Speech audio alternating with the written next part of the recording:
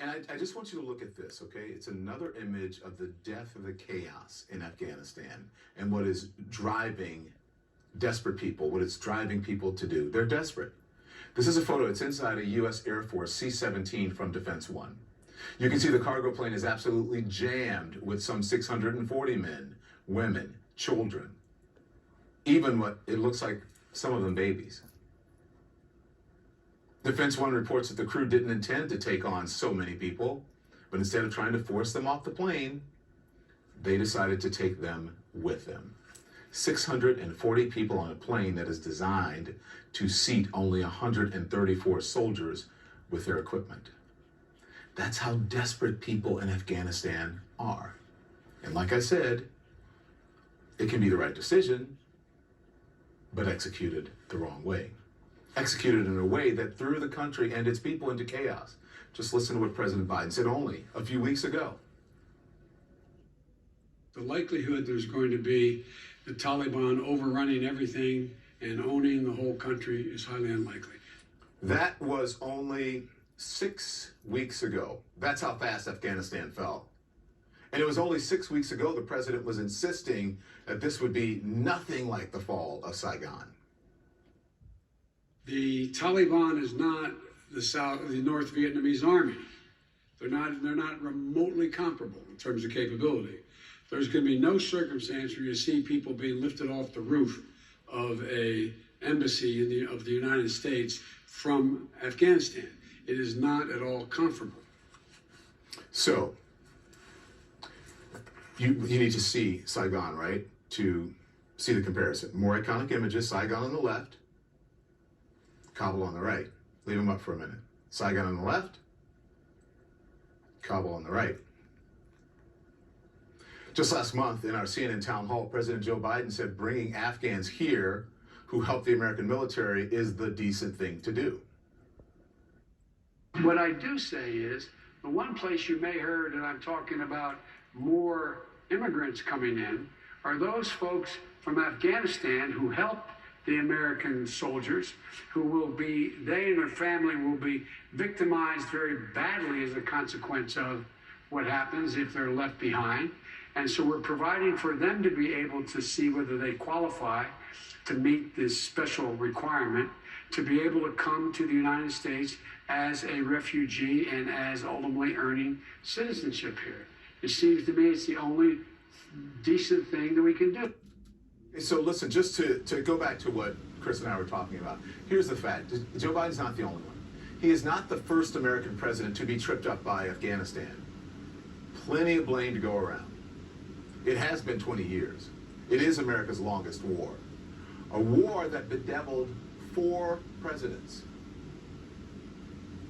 In Afghanistan, we removed an oppressive regime that harbored the terrorists who planned the attacks that killed 3,000 folks on September the 11th, 2001. Because of our men and women in uniform, more than 25 million Afghans are free. Afghanistan is a democracy, an ally in the war on terror. And as a result of your courage, the American people are safer. This month, after more than 13 years, our combat mission in Afghanistan will be over. This month, America's war in Afghanistan will come to a responsible end. Now, that doesn't mean everything's great in Afghanistan. Afghanistan is still a very dangerous place. But I want you and every American who has served in Afghanistan to be proud of what you've accomplished there. But we're talking about 19 years we've been there, 19 years, and other presidents have tried to do this. The Taliban has given a pledge, and a very strong pledge, and we'll see how that all works out. We hope it's going to work out very well. Well, the next year, Joe Biden's predecessor signed a peace treaty with the Taliban. And his Secretary of State met with the Taliban leader, who's now the face of Afghanistan's leaders. Funny, some people don't seem to remember that, do they?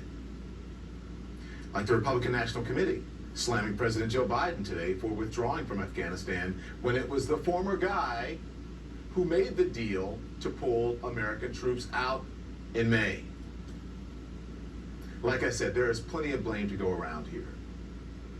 The words I said at the beginning: chaos, debacle, disaster. The exit, those words still apply.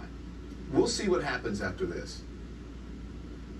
You can make the right decision, but you can execute it the wrong way. And the question is, as we say in the vernacular, now what? Or as some would say, what happens now? So we're going to get the latest on the ground now in Afghanistan from CNN's international security editor, Nick Payton-Walsh, who is in Kabul for us. Nick.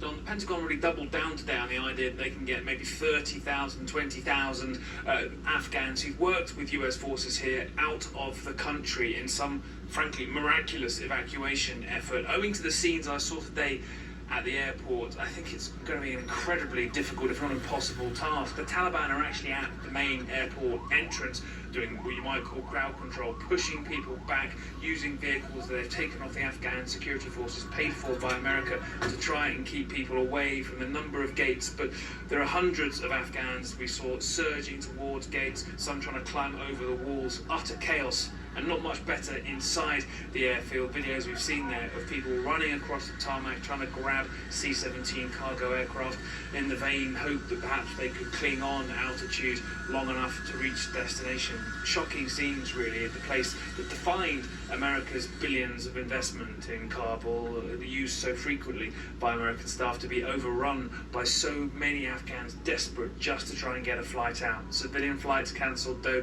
it's the US military that are running things at the moment, and we hear them in the skies above us. But it's going to be an exceptionally difficult task, Don, in the weeks ahead for the US to fulfill its promise, given the chaos we've seen there, unless they get some sort of deal, frankly, with the Taliban, who run Kabul at this stage, and manage to get those Afghans who probably the Taliban have a grudge against because they were assisting the US presence, and somehow get them out of the city to the airport. I can't see how those targets can get met. Don? Thank you very much. I appreciate that. President Biden is not backing down tonight from his decision to withdraw American troops from Afghanistan, despite the chaos of the fall of Kabul. What will happen now? Here's what I believe to my core. It is wrong to order American troops to step up when Afghanistan's own armed forces would not.